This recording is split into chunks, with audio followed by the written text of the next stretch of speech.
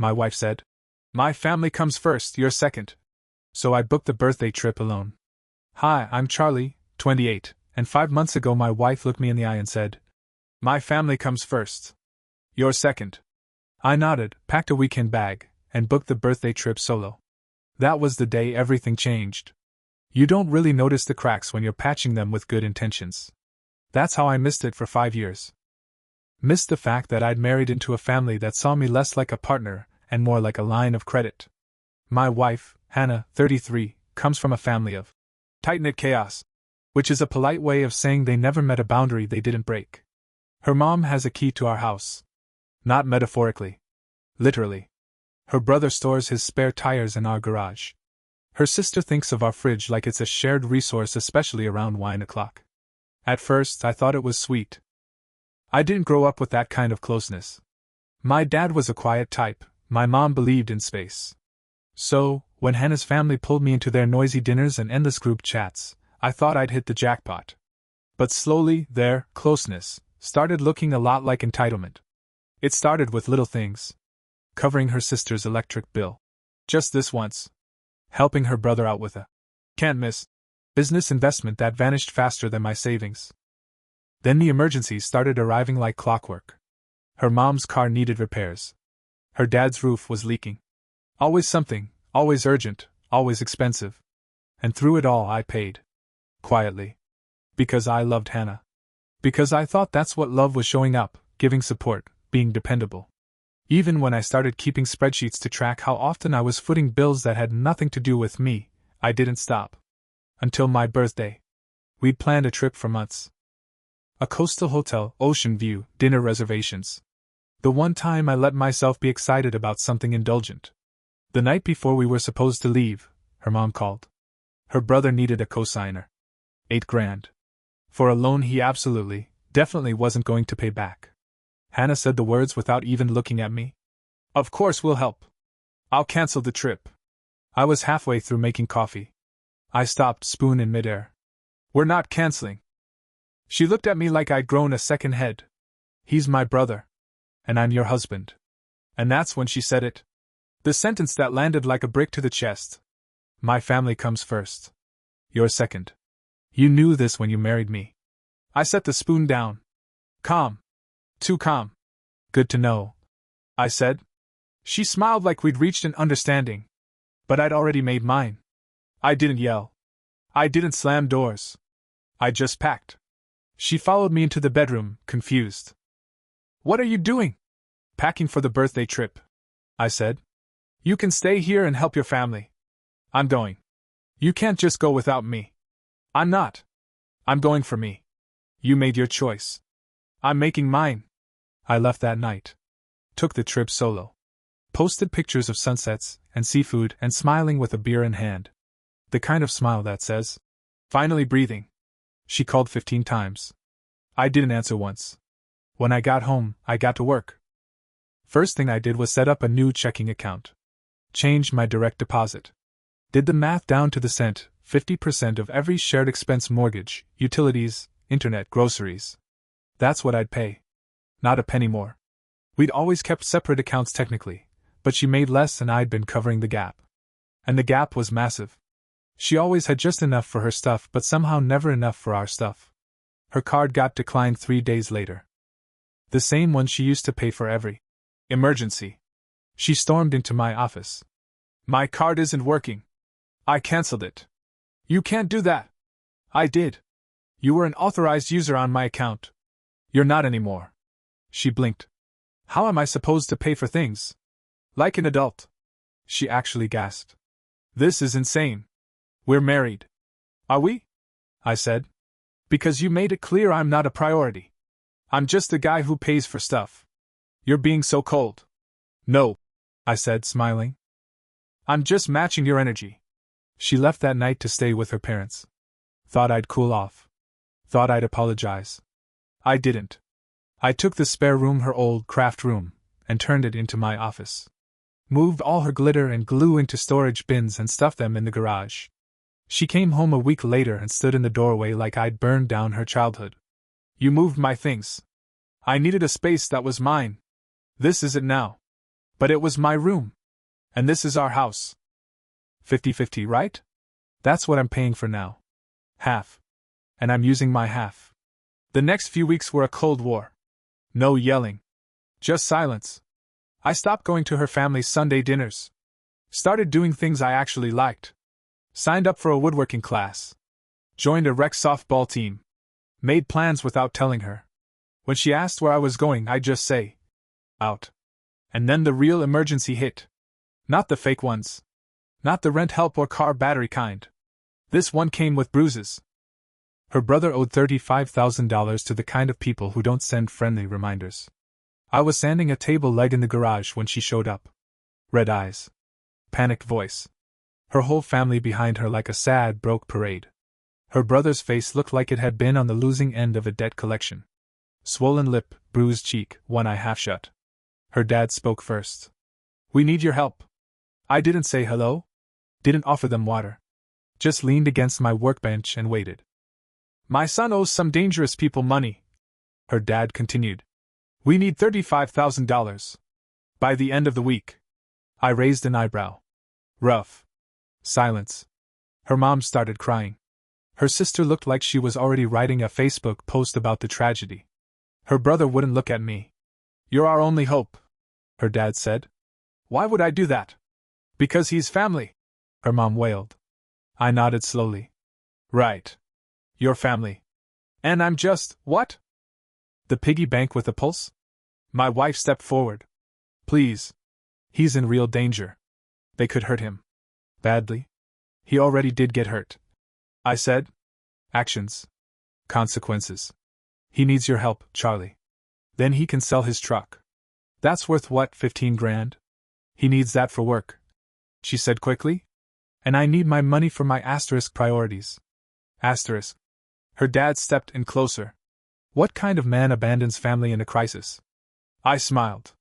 The kind who was told he's asterisk second place. Asterisk. You're cruel. Her sister snapped. No. I'm done being asterisk convenient. Asterisk, that's not cruelty. That's a boundary. Her mom sobbed harder. We welcomed you like a son. No, you welcomed me like a salary. There's a difference. And then Hannah, my wife, dropped the final card. The one she thought would break me. If you don't help, I'll leave. I tilted my head. Okay. She blinked. Wait, what? I said okay. Go ahead. Divorce me. Save me the paperwork. Her sister exploded.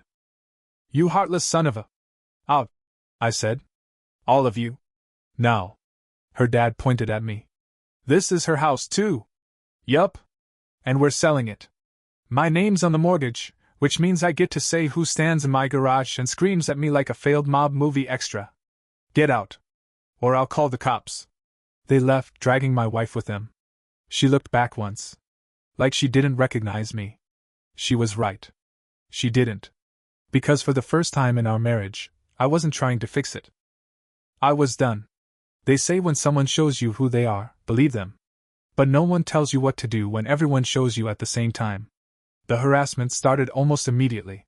Her dad showed up at my office. My office got past the front desk somehow, and started screaming at me in the lobby about abandoning family, and what kind of man lets his brother-in-law get beat up? Security had to drag him out while he shouted something about karma and how I'd regret this. My boss called me in afterward. You okay? Yup. You need to handle this. It can't happen again. I will. But handling it? That was a full-time job. Her mom started calling my mom. My aunts. My cousins. Told everyone who would listen that I was heartless, cruel, unstable. That I was divorcing her daughter during a family tragedy. My mom called me, voice low. She says you're refusing to help with a medical emergency. I sighed. He owes money to loan sharks from gambling. Oh, she said. Long pause. Well, that's different. You hold your ground, baby. Most of my family came around once they got the facts. Hannah's family, though? Escalated. My car got keyed. Deep, jagged lines down the side. The kind that looks deliberate. I couldn't prove it was her brother, but I was 90% sure. Filed a police report anyway. Then her sister showed up at my softball game. Waited until it ended, cornered me in the parking lot. You know they beat him up again, right? She hissed. Broke 2 ribs. That's on you. No, I said calmly. That's on him.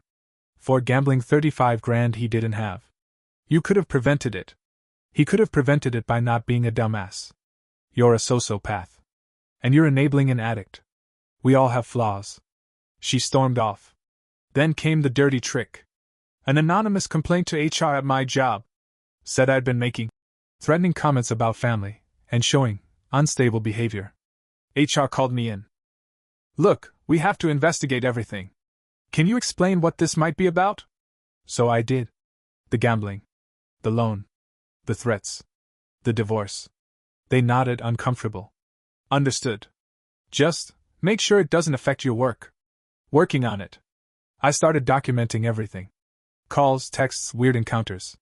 Took screenshots. Backed them up. Filed police reports when necessary. Then, finally, my wife called me. It was the first time we'd spoken since I kicked them out. We need to talk, she said. About what? Us. There is no us. Can we meet for coffee? Against my better judgment, I agreed. I thought maybe she wanted closure. But when I showed up, she brought her mother. Ambush. I should have walked out the moment I saw her mom sitting at that cafe table, stirring tea like it was a plot. But I stayed. Because some dumb, stubborn part of me still believed maybe there was something worth salvaging.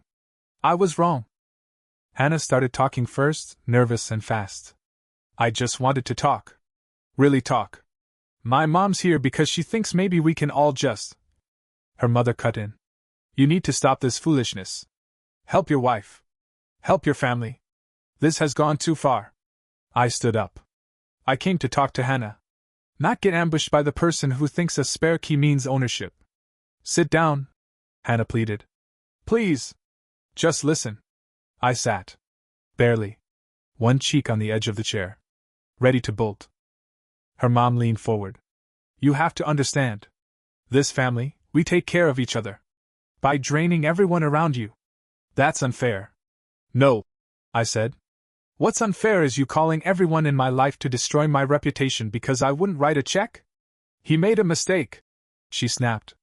No, he made a series of choices. Then she said it. We raised you. Fed you. Took you in like a son. I actually laughed. Loud and sharp. You didn't raise me. You used me. You used my salary, my patience, and my silence. You called it love, but it was just leeching. Hannah flinched. Her mom went red. We were just trying to survive. She hissed. Then survive without me? I stood. Conversation over. Hannah grabbed my wrist.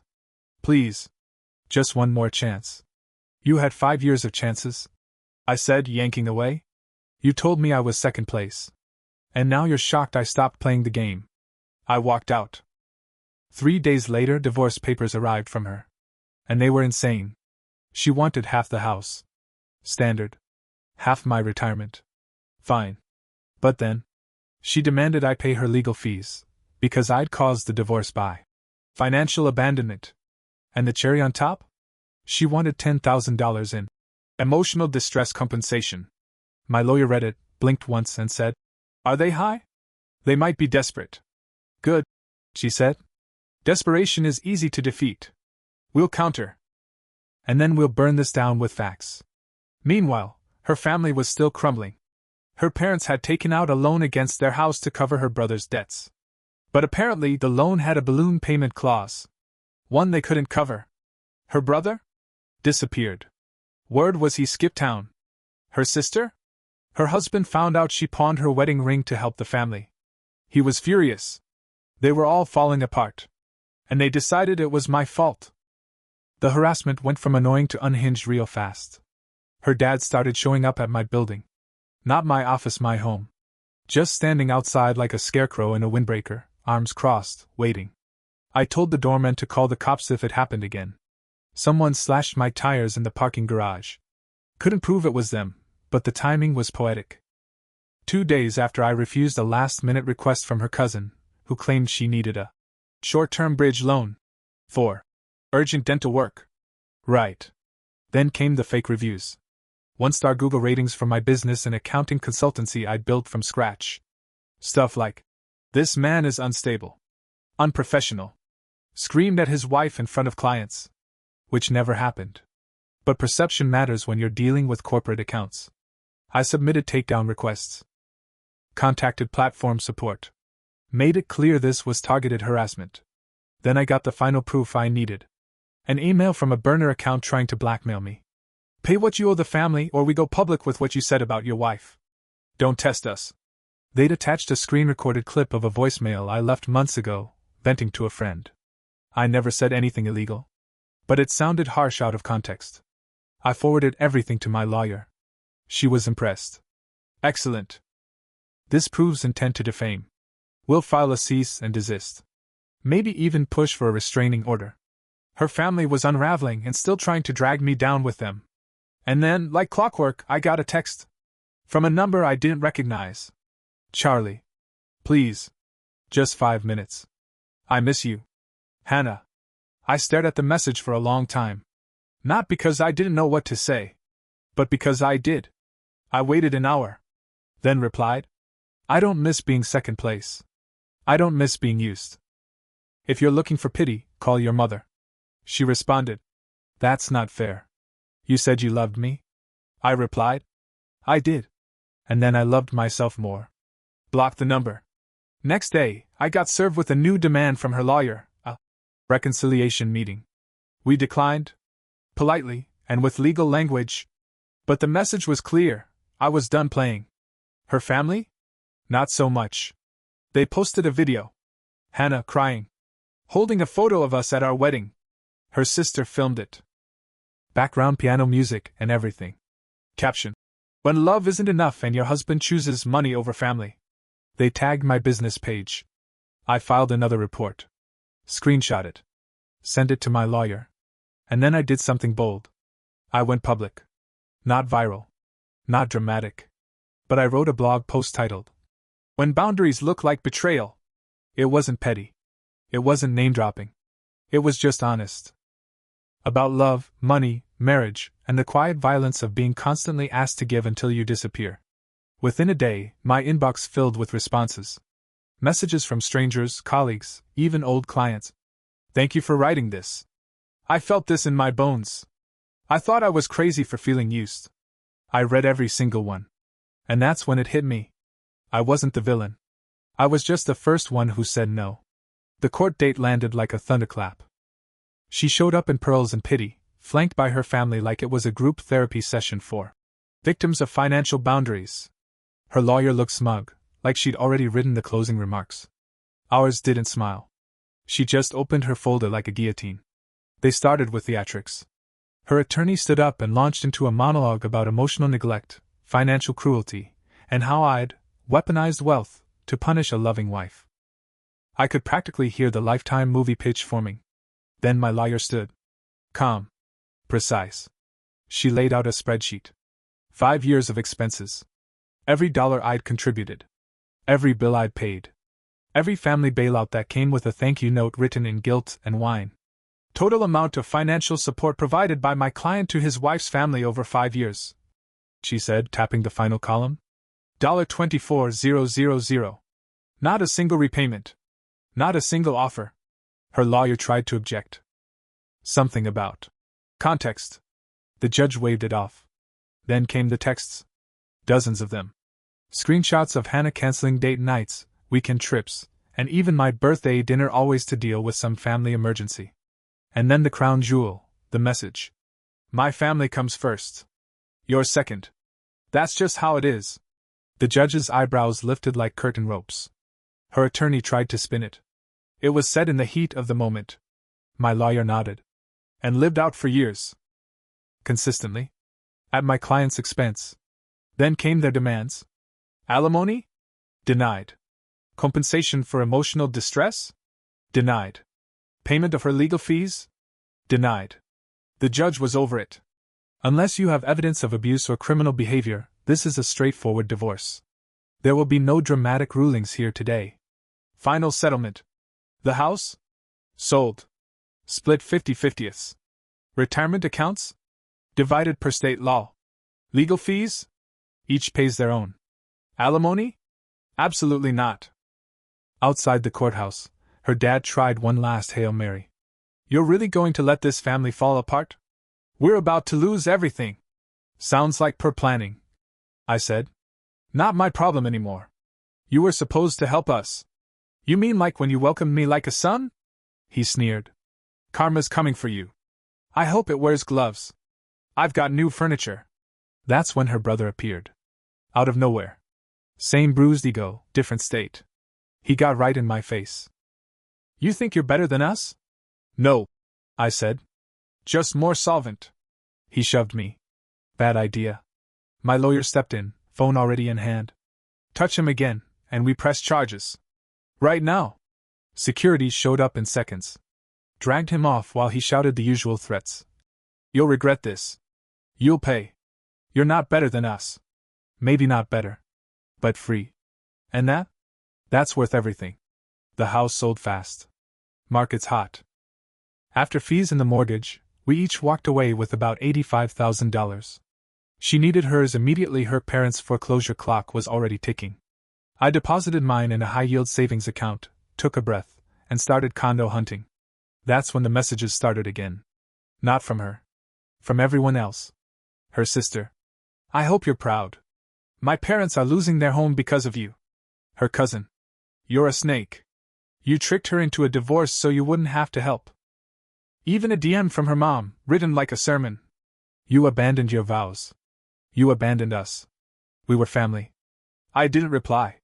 Just screenshotted everything, forwarded it to my lawyer, and added it to the ever-growing harassment file.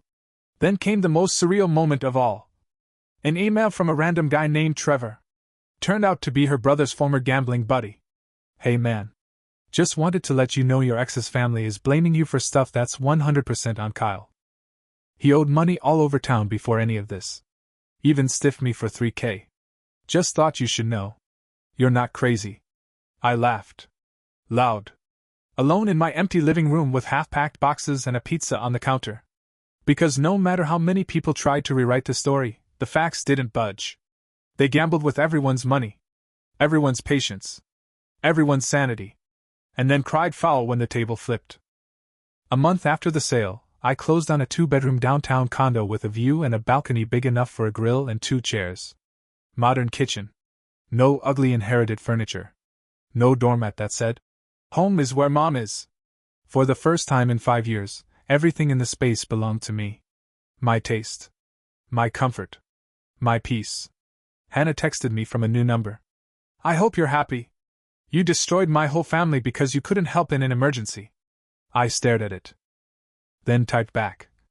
Your family destroyed itself by treating people like ATMs and calling it love. I just stopped participating. Blocked the number. It felt like deleting a virus. At therapy the following week, my therapist asked, Do you feel guilty? I thought about it. No, I said. Not even a little. Why not? Because I didn't abandon anyone. I just refused to be sacrificed. And apparently, once you're no longer useful, they call that betrayal. She nodded. Sounds like you've processed it well. Maybe I have. Or maybe I'm just finally comfortable being the villain in someone else's fantasy if it means being the hero in my own life. Either way, I sleep just fine. After the dust settled, I started rebuilding not just my life but my identity. I was no longer someone's husband. No longer someone's emergency fund. No longer the background character in a family drama I didn't audition for. I was just Charlie. 28, newly single. Condo owner. Partial to dark roast coffee and not being screamed at in my own driveway. Funny how peace feels suspicious at first. The quiet was jarring. No calls about bailouts. No texts about. Just this once. No guilt-laced Sunday dinners. I started filling that quiet with better noise. Signed up for boxing lessons. Not because I was angry, because it was the first time in years I'd chosen to hit something that wasn't myself. I built a bookshelf. Badly. It leans like it's been through something. But it holds what it needs to hold. Just like me. I started seeing someone. Her name's Leah. She's a middle school teacher with a dog named Bagel and a no-nonsense attitude that could neutralize a bomb. She's not interested in fixing anyone. And I'm not interested in being rescued. It's healthy. New. We're taking it slow. One night, a mutual friend sent me a screenshot of Hannah's latest post. Just text on a blank background. Some people only love you when you're useful. Then in the comments her sister chimed in. Preach. Parasites dress like partners these days. It was laughable. Transparent. But what struck me most wasn't the bitterness. It was the echo. They were still trying to rewrite the story. Still pretending they hadn't drained me dry and called it devotion. I didn't respond. Didn't screenshot it. Didn't even flinch. Because when you know who you are and what you're not, no one can steal that from you. Not even with 1,000 Instagram captions. That weekend, I hosted a few friends at my place. Small group. Drinks. Music. No drama. Someone asked, "So, are you officially over it?" I paused. "Yeah," I said. Because the revenge wasn't complicated. It wasn't petty. It wasn't even loud. It was simple. I just stopped giving. I stopped fixing. I stopped sacrificing myself to keep everyone else warm. And for people like that, that's the cruelest thing you can do. Not yell. Not fight. Just walk away. A few weeks after the house sold, I got a text from someone unexpected. Her niece. 16, braces, sarcastic, used to call me Uncle Cash, like it was a joke. "Hey. Just wanted to say I miss you. Grandma's really not okay. Things are bad here." I didn't respond right away. I sat with it. Because buried under the guilt and mess, there was still this kid born into chaos trying to make sense of why the ATM suddenly stopped spitting bills. Eventually I replied, "I hope you're doing okay. I'm not mad at you. Just had to get out of the fire. You deserve better than this too." She sent back a heart emoji. No words. Just that. And maybe that was the first crack in the narrative they built around me. Because I wasn't cruel. I was done. Done enabling. Done covering. Done letting, but it's family, be the excuse for every boundary crossed and every insult swallowed. I got a message the next day from Hannah's lawyer. A revised request. She now wanted supervised visitation. With our dog. We never had a dog. That's how messy things had gotten. She was spiraling. Our mutual friends started peeling off. Not loudly. Just stopped responding to her.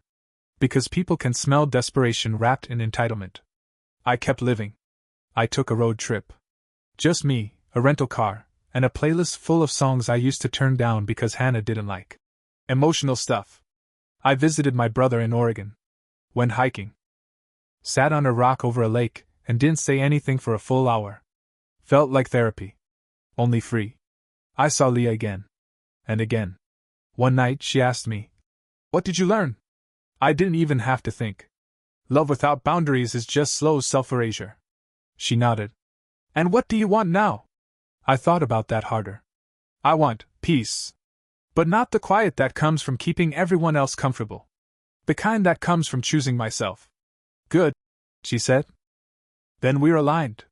We didn't say we were in a relationship. Didn't change statuses. Didn't define anything. We just kept showing up. Which, honestly, was more than I ever got from a family of people who claimed I owed them everything. One night I opened the drawer of my nightstand and pulled out the spreadsheet. The spreadsheet. 5 years of transactions. Every loan, every gift, every sacrifice. I stared at it. Then I hit delete. Not because I forgave them. But because I didn't need it anymore. My proof had already done its job. Now I didn't need evidence. I had freedom. About 2 months after the final court date, I got a knock on my condo door. It was my ex-mother-in-law. I didn't open it all the way. Just cracked it. That was enough. She looked older. Tired in a way money couldn't fix. She had a folder in one hand and what looked like a Tupperware of banana bread in the other. I didn't say a word. She started in with her usual tone. That sugar-laced condescension that had once charmed me into paying for her property taxes. "I just want to talk. No drama. Just peace." I leaned against the doorframe. "Then talk. But you're not coming inside." She didn't argue. She just sighed and looked down at the folder. "This," she said, holding it up, "is the bankruptcy filing.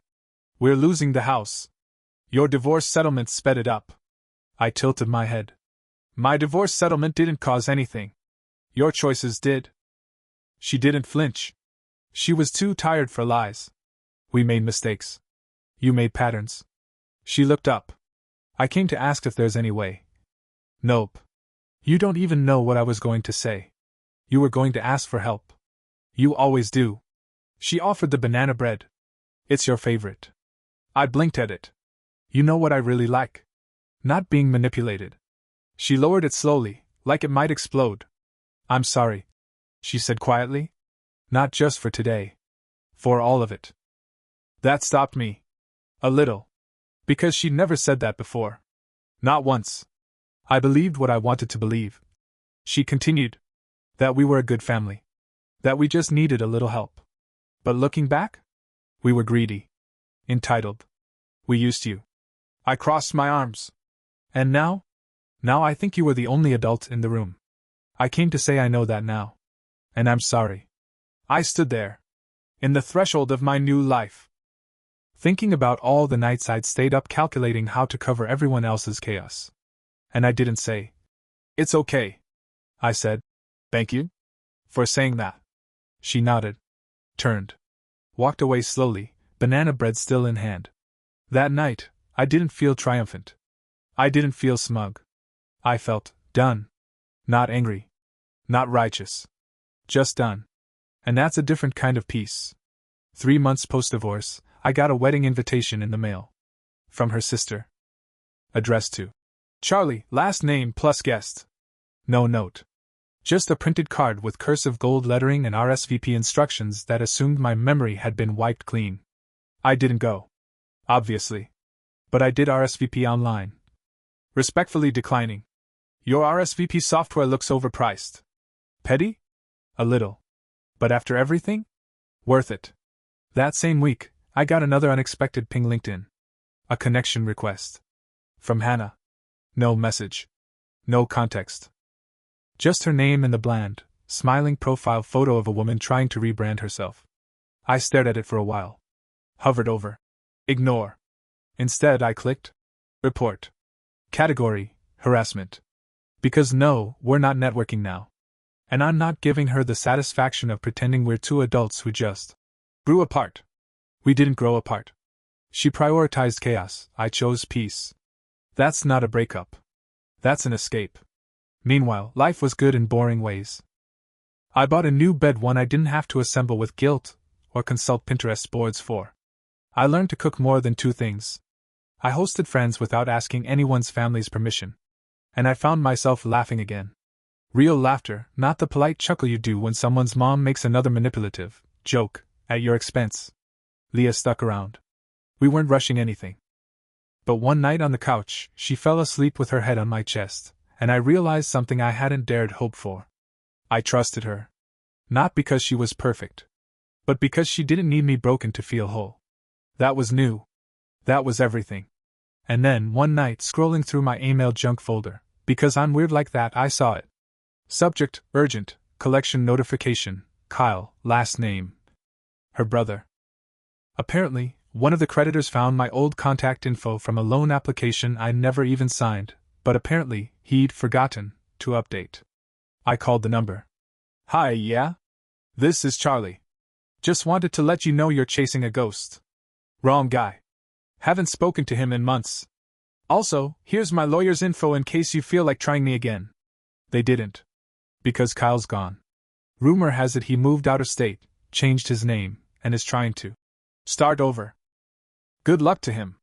He'll need it. Me? I've already started over. But without the lies. Without the leeches. Without the bone-deep exhaustion that comes from carrying people who never once offered to carry you back. And when I wake up now, I don't brace for impact. I stretch.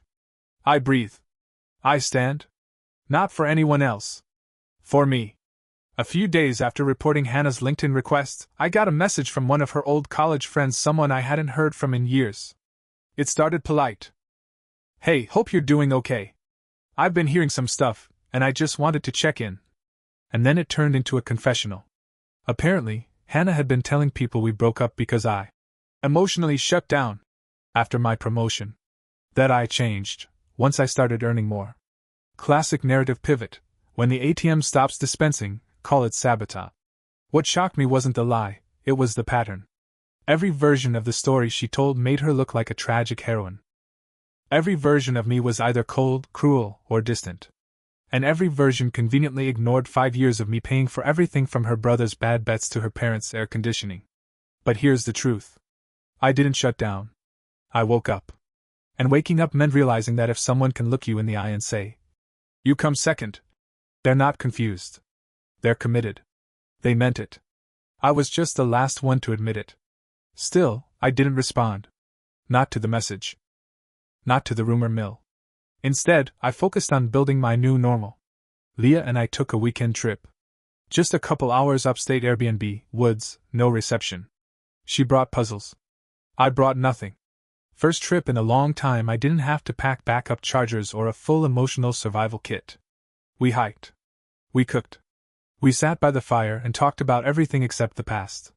At one point, she asked if I'd ever consider marriage again. I paused, not because I was scared but because I didn't want to lie. "I don't know," I said. "But I do know this: I'd never do it with someone who thinks I'm a resource." She nodded. "Fair." Later that night, we sat outside on the cabin porch, wrapped in a blanket, stars overhead.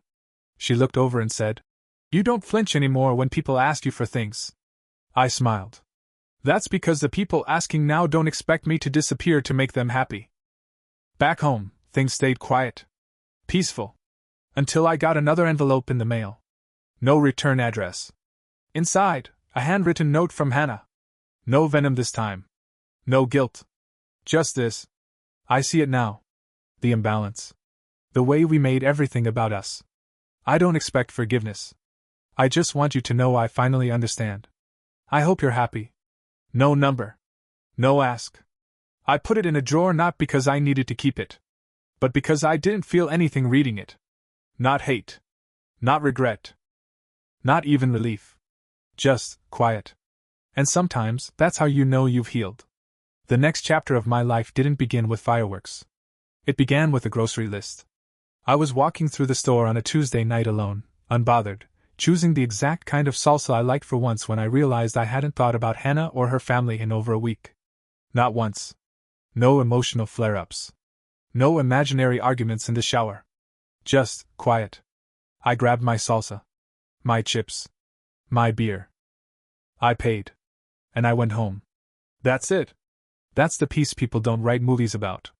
Real healing doesn't always come with big declarations or life-altering moments. Sometimes it's just picking out groceries without a sinking feeling in your gut. Sometimes it's just living. That night, I made tacos and watched a documentary no one would have approved of back in the family first days. Too boring. Too dark. Too not a rom-com starring her favorite actress. Leah came by around 9. She brought homemade brownies and a story about a kid in her class who tried to bribe her with Pokemon cards for extra credit. We laughed until midnight. And when she kissed me goodbye, she didn't say, "Text me when you get home." She said, "I know you're good. But text me anyway." Subtle difference. One's about control. The other's about care. That's the thing I keep learning. Love isn't measured in sacrifices. It's measured in respect. Later that week, I ran into my ex-sister-in-law at a gas station. Total accident. She was in a minivan, 2 kids screaming in the back, and her eyes looked like she hadn't slept since the Cold War. She stared at me for a second too long. Then said, "You look good." "I feel good." Must have been the wrong answer. Her mouth curled like she tasted vinegar. "Must be nice," she muttered. "Just walking away from everything." I met her gaze. "It wasn't nice. It was necessary." She looked away. "They say you're with someone new." I didn't answer. Just nodded. She scoffed. "Bet she doesn't know what you're really like." I smiled. "She knows exactly what I'm like. That's why she stays."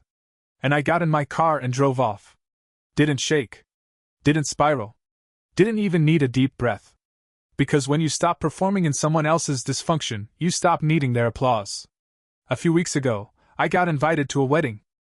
Not Hannah's sister this time. This one was from someone I actually liked. A college buddy. Low-key guy, great taste in scotch, somehow marrying the one person on earth who can beat him at chess and tequila in the same night. Leah was my +1.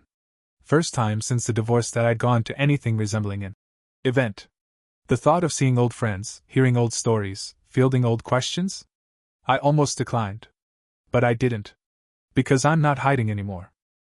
The night of the wedding, we showed up early. She wore a burgundy dress that made people stare in a way I used to interpret as threat. Now? I just took her hand and smiled. A few people asked questions. How's life? How's work? You ever hear from?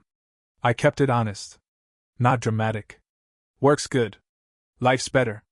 No, I don't hear from them. Every time I said it, it got easier. Like I wasn't just explaining it to them, but to myself. We danced. Not well. But freely. I laughed until my stomach hurt. I caught the groom's dad crying during the vows. I caught Leah squeezing my hand at the exact same moment. Afterward, we sat outside by the venue fountain, shoes off, cake in hand. She looked at me and said, You look surprised. I kind of am. By what? That this life feels better than the one I thought I wanted. She didn't say anything for a moment. Then, the one with the wife, the shared finances, the forced smiles at family dinners? Yeah. That one.